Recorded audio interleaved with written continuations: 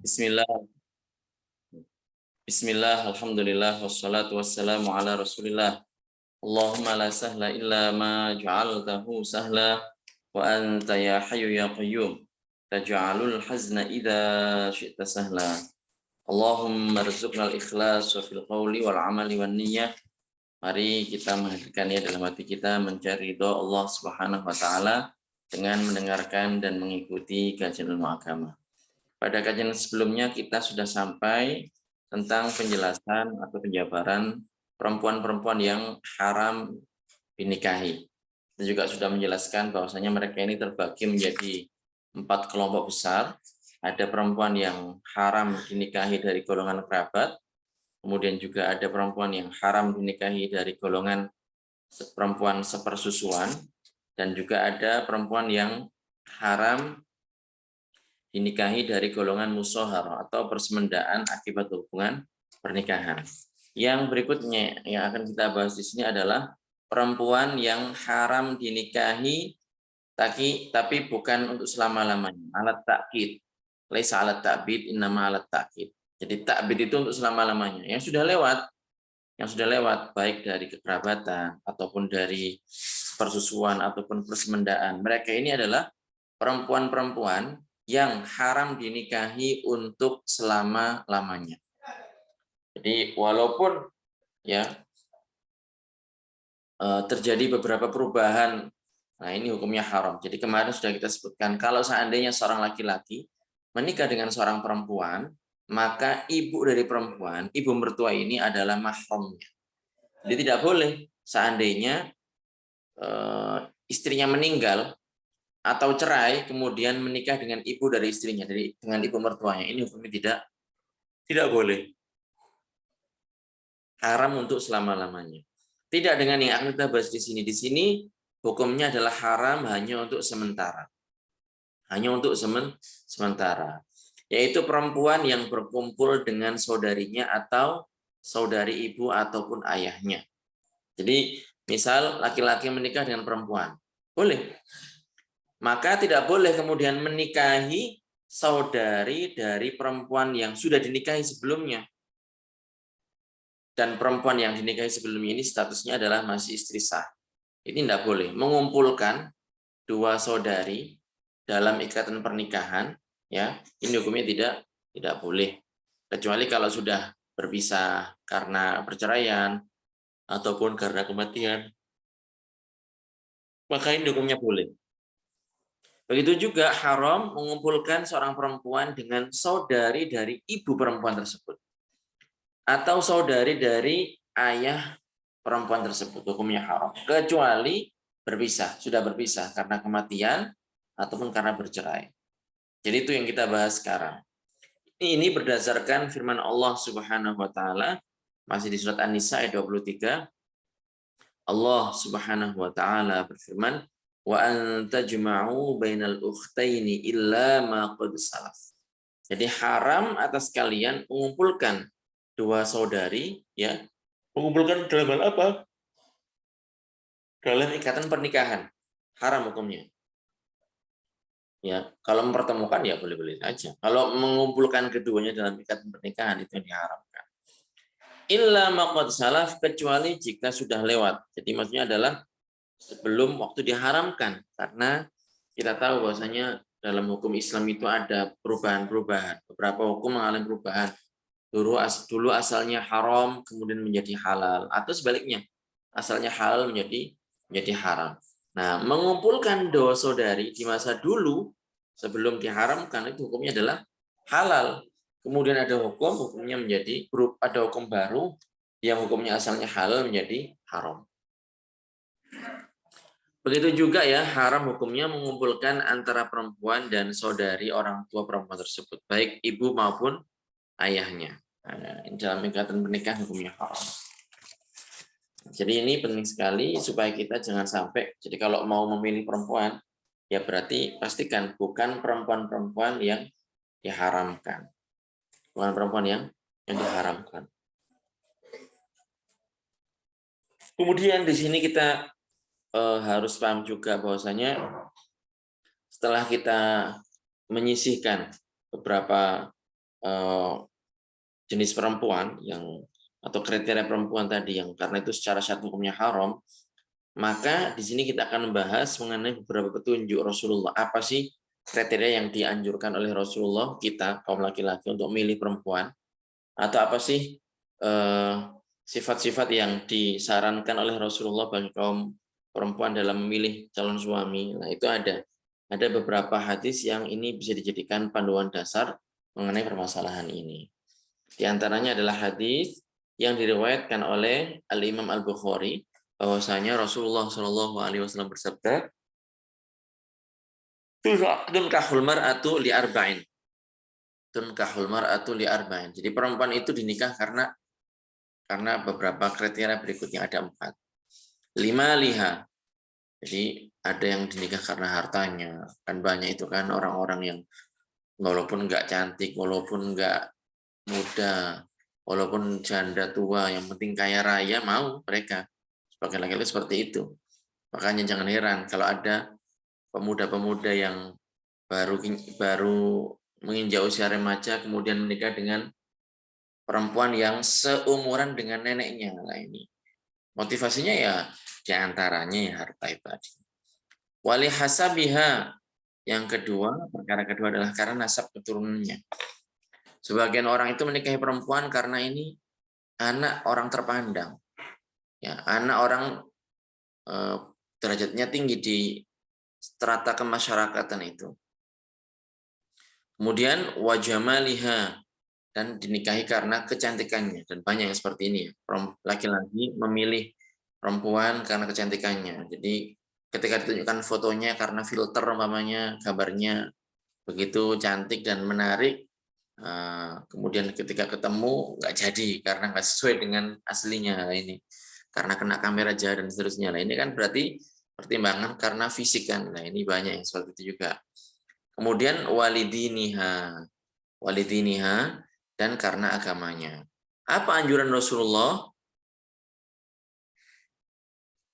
Fadfar bidzatid din taribat yadak. Ya. Di fadfar bidzatid din taribat yadak. Ini saya permisi ya, karena memang tadi habis Jumatan agak jauh, makanya agak sedikit mengantuk ini. Bismillah. Tamnya panjang, ala fikra. Bismillah.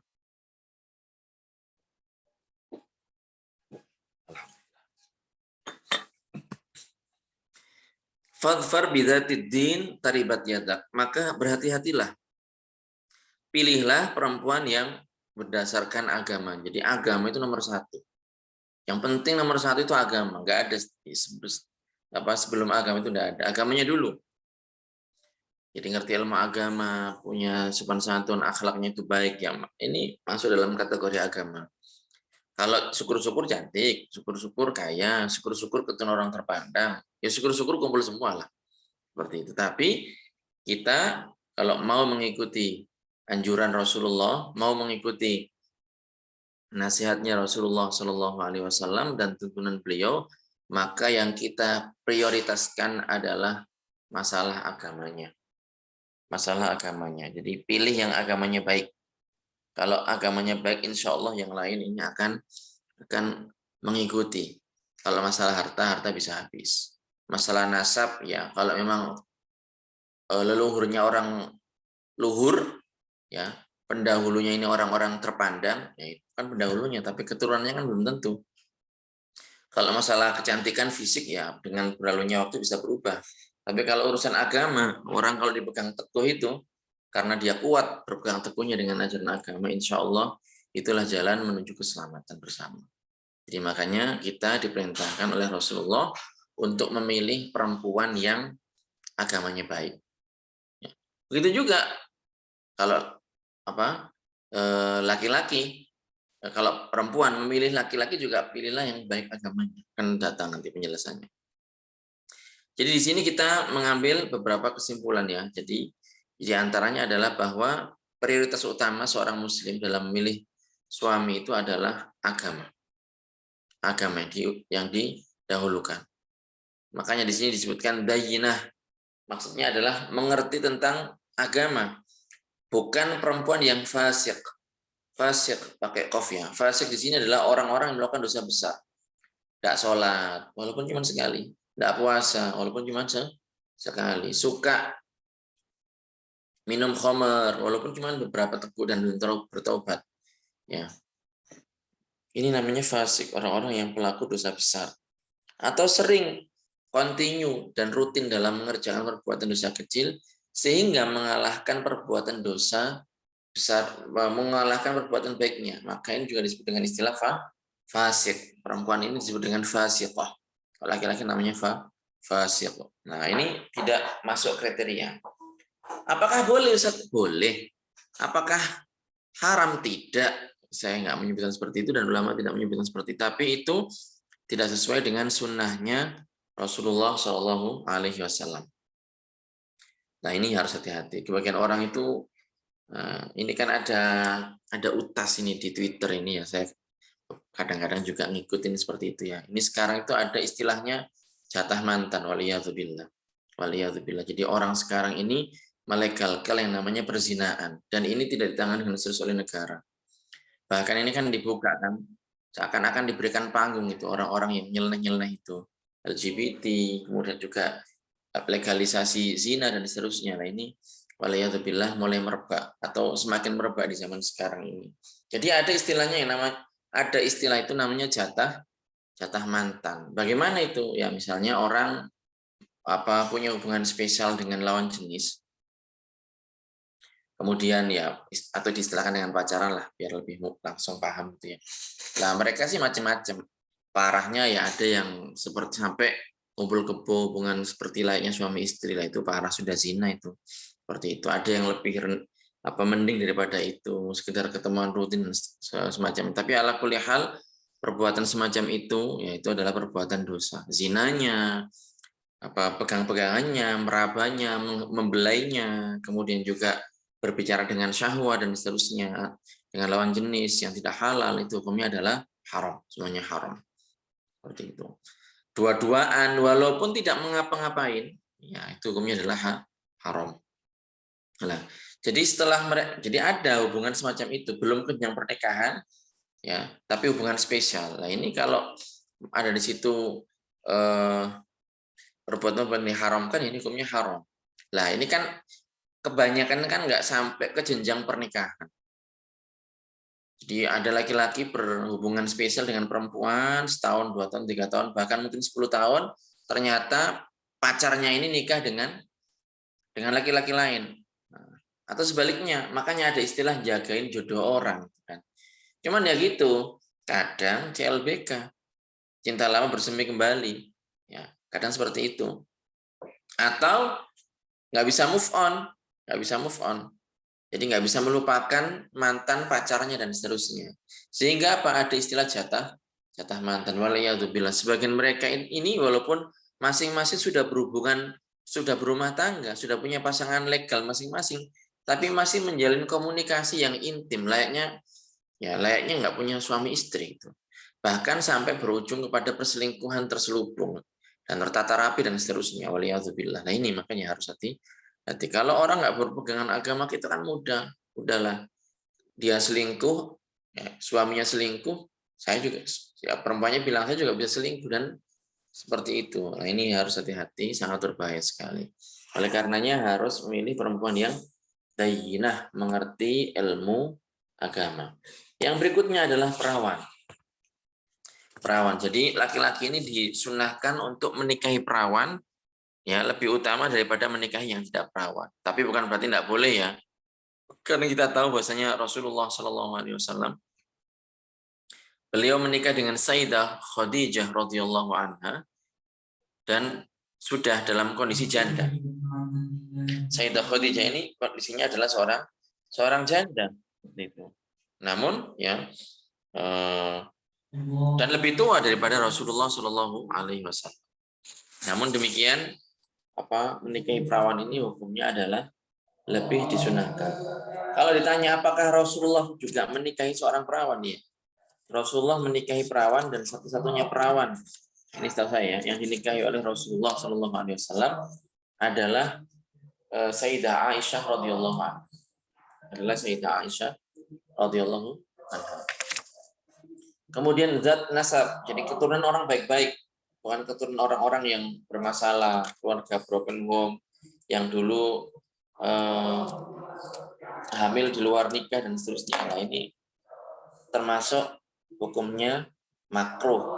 Kecuali kalau memang niatnya adalah untuk menjaga perempuan tersebut agar terpelihara dari perbuatan zina. Ini hukumnya adalah tidak makruh.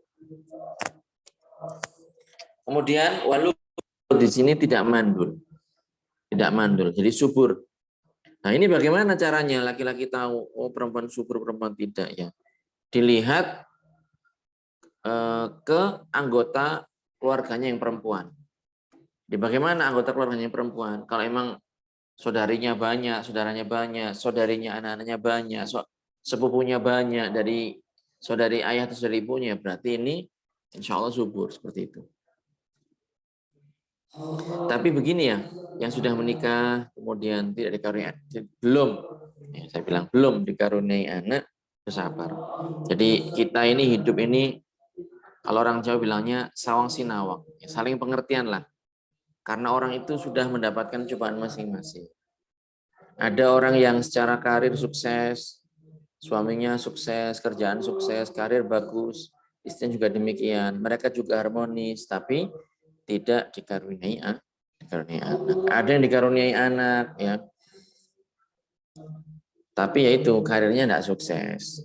Ada yang karirnya sukses, dikaruniai anak, tetapi ribut dengan istrinya. Ada yang karirnya sukses, dikaruniai anak, tidak ribut dengan istrinya, tetapi ribut dengan mertuanya. Ada yang dikaruniai anak, karirnya sukses, tidak ribut dengan mertuanya, tetapi apa? Dicoba dengan penyakit. Macam-macam. Jadi kita ya masing-masing punya cobaan dari Allah Subhanahu wa taala. Namun demikian bukan berarti hal semacam ini mencegah kita untuk mendukung dan mendoakan saudara-saudara kita yang membutuhkan.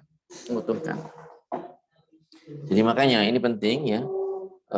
Kalau seandainya dalam berumah tangga ini hal-hal yang sekiranya itu bisa merusak hubungan orang lain itu kita hindari. Jadi komen ini kalau memang tidak perlu ya tidak usah. Komen kalau memang tidak perlu itu tidak usah. Kadang kan serba salah di zaman sekarang itu, nggak nikah ditanya kapan nikah, sudah nikah nggak punya anak ditanya kapan punya anak. Kalau misalnya punya anak, anaknya banyak kok hamil terus istrinya dan seterusnya. Emang nggak kabeh apa? Mulut netizen gitu kan. Lah ini hal yang tidak sepatutnya itu tidak usah kita. Sudah, kita saling pengertian. Selama orang lain itu tidak bertentangan dengan syariat, selama ya bukan nasihat yang murni, nah itu. Kalau memang bentuk kepedulian ya monggo silahkan. Itu pun juga harus disampaikan dengan cara yang santun supaya sampai kepada tujuan, bukan dengan cara nyinyir seperti itu, bukan. Kemudian wadud di sini adalah perempuan yang ceria, perempuan yang tidak bermuka masam di hadapan suaminya. Jadi enggak cemberut aja kerjaannya itu. Suami bawa pulang cemberut, suami enggak bawa pulang apalagi. Suami beli barangnya enggak cocok cemberut. Suami enggak bawa apa-apa apalagi. Nah, ini enggak seharusnya seperti itu. Kemudian ya termasuk yang disunahkan adalah bukan kerabat dekat seperti anak paman. Jadi bukan saudaranya ayah atau ponakannya ayah. Ini penting sekali. Jadi kalau misalnya ada seorang laki-laki punya 2 orang anak, duanya laki-laki. Anak pertama melahirkan laki-laki, anak kedua melahirkan perempuan. Ini bagaimana? Cucu kakek ini, laki-laki ini, hukumnya bolehkah mereka menikah? Daripada nikah oleh orang lain, mending saya nikah sendiri. Punya suku cantik kan? Bagaimana hukumnya? Boleh. Tetapi ini hukumnya adalah tidak disunahkan. Yang disunahkan adalah yang jauh. Yang jauh. Kemudian yang terakhir adalah jamilah, elok rupawan. Ya, seperti itu. Ya.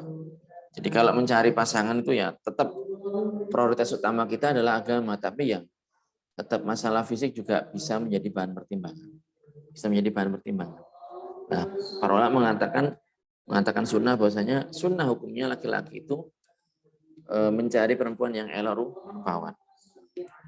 Ini adalah petunjuk yang dianjurkan oleh Rasulullah kepada kaum perempuan. Bagaimana dengan kaum laki-laki? Ada hadis di sini yang diriwayatkan oleh At-Tirmidzi. Rasulullah Shallallahu Alaihi Wasallam bersabda, "Idza khataba ahadukum man tardawna dinahu wa khuluquhu fazawijuh."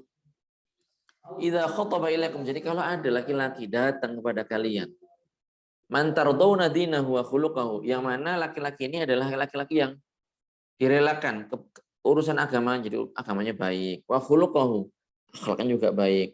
Fazawijuh, maka udah nikahkan saja, tidak ada masalah. Tidak ada masalah karena akan dimudahkan urusannya oleh Allah Subhanahu wa taala. Dibukakan pintu rezekinya oleh Allah Subhanahu wa taala. Hadis riwayat Imam At-Tirmidzi. Nah, kemudian kalau kita melihat prioritas agama yang memang harus diamalkan, maka jawabannya adalah dasar ilmu agama. Kenapa dasar ilmu agama? Karena menjadi pribadi yang soleh dan bertakwa adalah kunci kesuksesan membangun rumah tangga. Supaya rumah tangga itu sukses ya berarti harus harus belajar ilmu agama, punya ilmu agama yang dasar. Nah, baik itu dari kalangan suami atau kalangan istri. Seperti itu. Nah, kalau seandainya terjadi cekcok, ya dikembalikan kepada syariat. Apa kata syariat? Itu yang kita ikuti. Nah, ini ada kisahnya Hasan Bisri. Kisah Hasan Bisri pertama, Hasan Bisri adalah seorang tokoh. Tokohnya Hasan Bisri ini seorang tokoh. Lah ketika beliau ini datang ke suatu tempat, orang-orang tahu siapa itu Hasan Bisri. Sehingga mereka berbondong-bondong untuk minta doa supaya diberikan keberkahan. Tinggal akhirnya ketemu dengan seorang laki-laki. Ya. Ketemu dengan laki-laki, bertanya kepada Hasan Al-Bisri ini. Laki-laki ini punya seorang putri perempuan. Kepada siapa saya bertanya tentang hal ini? Kemudian beliau mengatakan,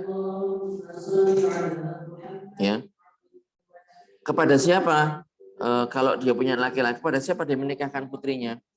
Kemudian beliau mengatakan, zawwij bintaka man yakhafullah. Nikahkanlah putrimu itu dengan orang yang takut kepada Allah.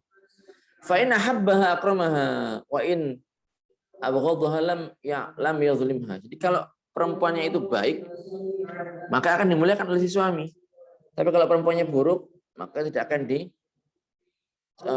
zalimi oleh si suami. Oleh karenanya kriterianya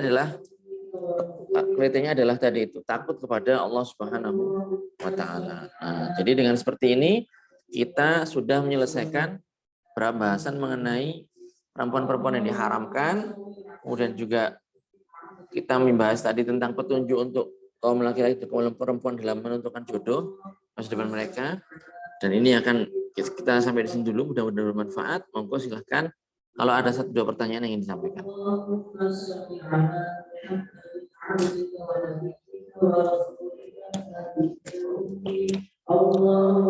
shalli ala Muhammadin abdika wa nabiyyika wa rasulika Allahumma shalli ala Muhammadin abdika wa nabiyyika wa Allahumma shalli ala Muhammadin abdika wa nabiyyika wa rasulika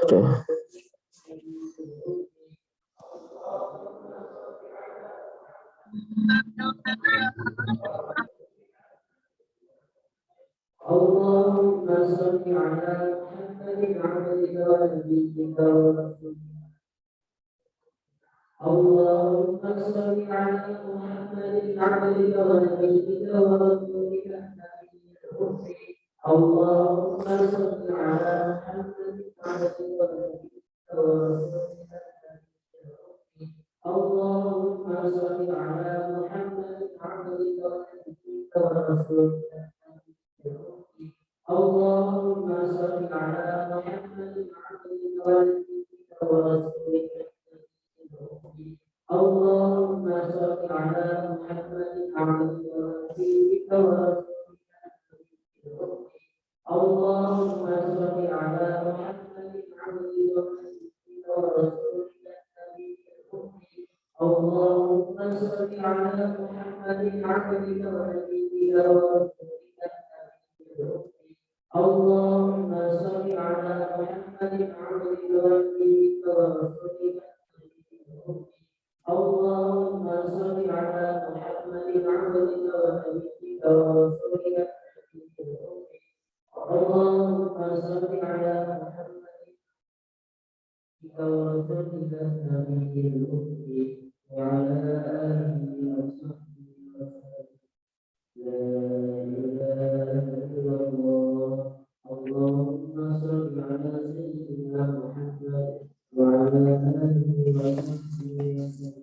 Monggo silahkan. Kalau mau ditanyakan.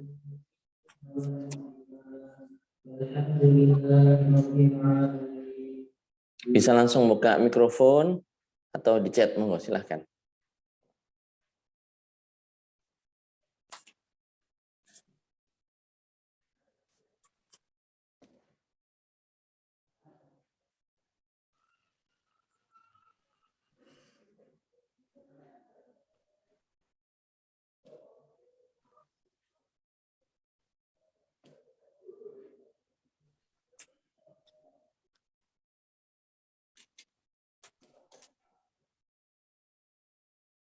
Oke. Ayo, pertanyaan lagi, ntar masuk ini. Apakah tindakan suami jika seorang istri melakukan perzinaan dengan orang lain? Subhanallah, waliyadzubillah. Ya kalau memang dia mau memaafkan ya silahkan. Tapi suami punya hak untuk menceraikan karena ini perbuatan dosa besar.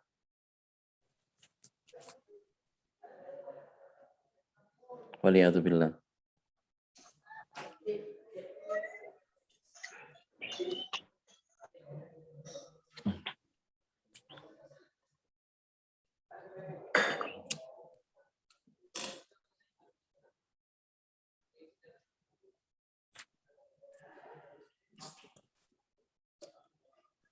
Ada lagi?